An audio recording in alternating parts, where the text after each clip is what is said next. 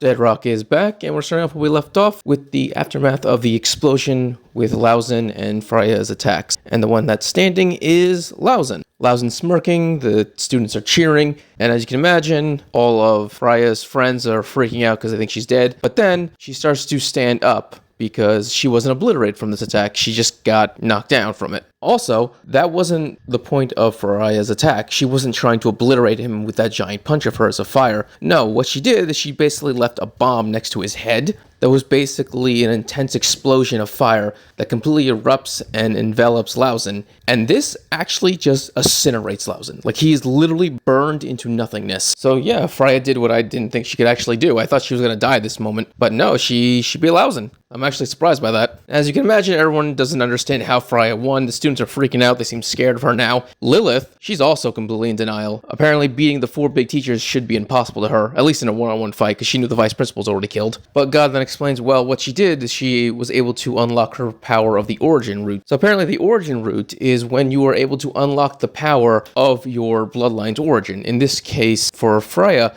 it is the Ignant. She's a descendant of the Ignant, which is a type of fire demon in Islamic and Hindu religion. It's like a type of genie. And so because she was able to unlock this power, she now has the same level of power that an actual Ignant would have, not just a descendant of one. Lilith starts to freak out, saying that such power doesn't actually exist, which heavily implies that she doesn't have it. Of course, Lauzen also didn't have it apparently either, because he was obliterated. With that being said, I am not surprised that Freya was able to do this. I predicted that this was an ability that existed back when we saw Hecatoncheire turn into a dragon, and so I figured it would make sense that the other characters would unlock the ability of their ancestral blood. I can't remember which chapter review I did this in, but it was a while ago. The funny thing is, I'm pretty sure I predicted that Mikito would be the first one to activate her power. She would become a legit lich, but no, it ended up being Freya. Anyway, we once again get revealed by God that Hecatoncheire is also able to use his origin root, which, once again, I'm not surprised by. I made that claim long ago when he transformed to a dragon.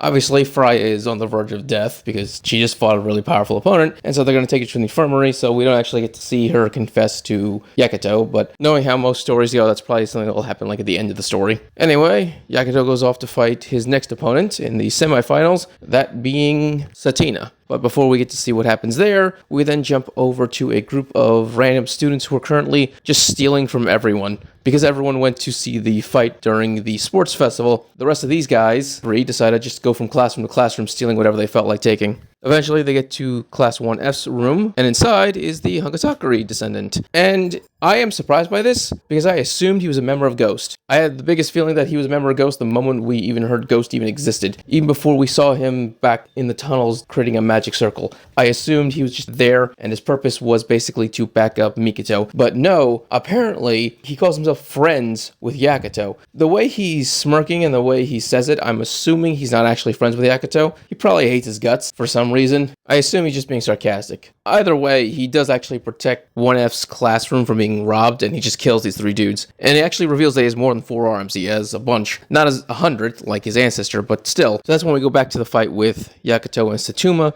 And she's quite confident. That is until Hecatoncheire starts to overwhelm her, and she begins to realize that she's going to lose and she's going to die here. That's when she thinks of, I'm assuming, her little sister, and she actually grabs Hecatoncheire and tells him that she must meet with God because she is going to kill him. Yeah, so I'm going to assume that her little sister was probably killed by God. Then again, if that's not her sister, that's probably her daughter because of how young she is. We actually don't know how old Saitama is. Anyway, Saitama basically decides to start fighting against Hecatoncheire even harder, while Hecatoncheire begins to slow down and go easy on her. Now, I don't think this means Hecatoncheire is going to spare her life. Instead, what Hecatoncheire thinks to himself is, okay, I need to get this girl on my side. The thing about Hecatoncheire is, he's still a brutal, evil bastard himself. And so while he wants to recruit Saitama as an ally to kill God, I don't think that means he's going to spare her life. I think he's going to kill her, and then he's going to have her turn into a zombie. And as you can imagine, I don't think Saitama was going to agree to that, because you're not alive. You're just an undead corpse at that point. I don't see Saitama being happy that she gets killed, and then forced to become someone else's puppet. So that's how I think it's going to end, but I don't think that's going to how it's going to end well. I think Saitama is going to fucking hate Hecatoncheire after this, and I doubt they're actually going to work together properly. Now, they're still going to work together, because if she's a zombie, she has no choice. She has to do whatever Makoto says, but still, that's going to be a pretty awkward relationship that they have, basically making her a slave. Then again, I could be wrong. Maybe, just maybe, he's going to stab her through the chest in a manner that doesn't pierce her heart, and then he gets her some medical help and she survives. But knowing Hecato, the solution he's probably going to come up with is turn into a zombie. Alright, if you enjoyed this video, subscribe, give a thumbs up so you enjoy more Deadrock and other things. Thank you and have a great day.